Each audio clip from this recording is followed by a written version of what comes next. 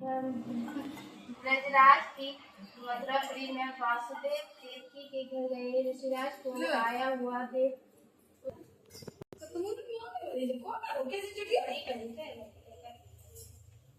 दोनों अत्यंत प्रसन्न हुए तथा उनको उत्तम आसन पर बैठाकर उनका अनेक प्रकार से वंदन और सत्कार किया। फिर मुनि के चरणों से अपने घर तथा शरीर को पवित्र किया।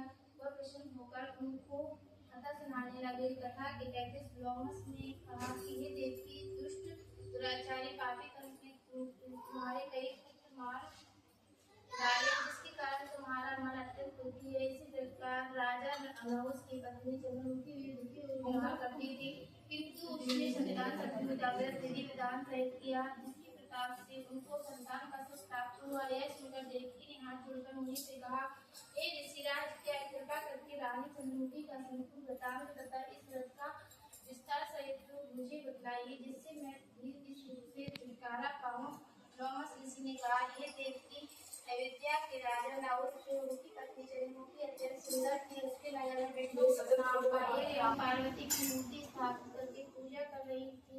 रानी और ब्राह्मणी ने यह देखकर उन स्त्रियों से पूछा, हे बहनों, तुम यह किस देवता का और किस कारण से पूजन व्रत आदि कर रही हो? यह सभी स्त्रियों ने कहा कि हम संतान से पूजा व्रत कर रहे हैं और अब हमने सिर्फ पार्वती का पूजन चंदन अक्षत आदि से षोडशोपचार विधि से किया है। यह सब इसी पुनीत व्रत का विधान है। यह सुंदर रानी और ब्राह्मणी ने भी इस व्रत के कार्य करने का मन संकल्प किया और घर वापस लौट आई। ब्राह्मणी वृद्धमुखी तो इस व्रत को नियम पूर्वक करती नहीं, किंतु रानी चंद्रमुखी राजमल के कारण कभी इस व्रत को करती, कभी न करती, कभी भूल ही जाती। कुछ समय बाद दोनों मर गई और दूसरे दिन में रानी नरिया और ब्राह्मणी ने मुनि पाई, परंतु ब्राह्मणी मुनि की योनि में भी कुछ नहीं भूलकर तथा पार्वती जी का ध्यान करती रही। उधर रानी नरिया की योनि में भी सब कुछ भूल गई। थोड़े समय के बाद दोनों ने यह देह त्याग दी। अब इसका तीसरा जन्म मनुष्य में हुआ।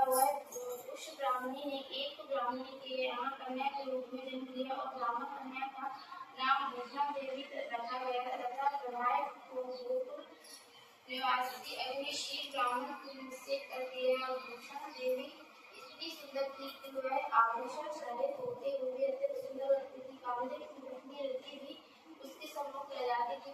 भूषण देवी के अत्यंत सुंदर सर्व गुण संवर चंद्रमा के समान धर्मनिष्ठ सुशील स्वभाव वाले 8 पुत्र उत्पन्न हुए। यह सब शिवजी के गर्भ हुए तथा दूसरी ओर से रूप रानी के गर्भ से कुछ भी पुत्र नहीं हुआ। वह निसंतान दुखी रहने लगी। रानी और ब्राह्मणी में जो प्रीति पहले चली न थी, वह अब भी बनी रही।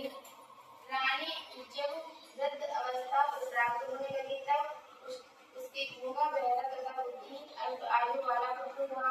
वह 9 वर्ष की आयु में इस क्षण बहुर संसार को छोड़कर चला गया। अब तो रानी पुत्र शोक से अत्यंत दुखित और वो व्याकुल रहने लगी। देव योग से दूसरी देवी ब्राह्मणी रानी के यहाँ अपने पुत्रों को लेकर पहुंची।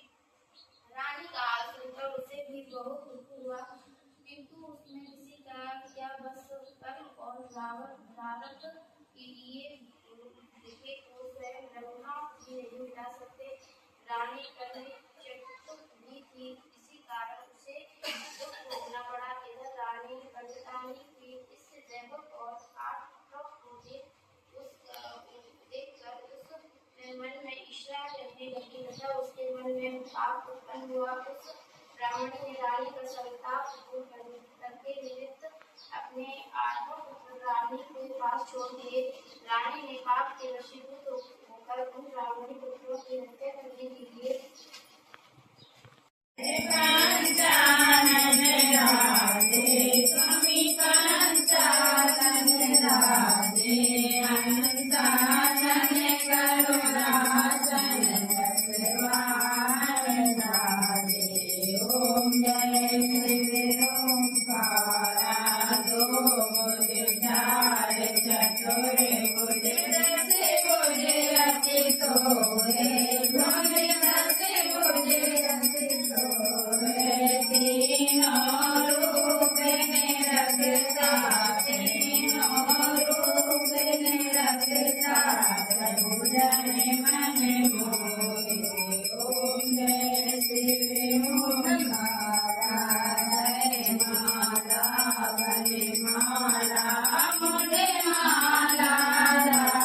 તમે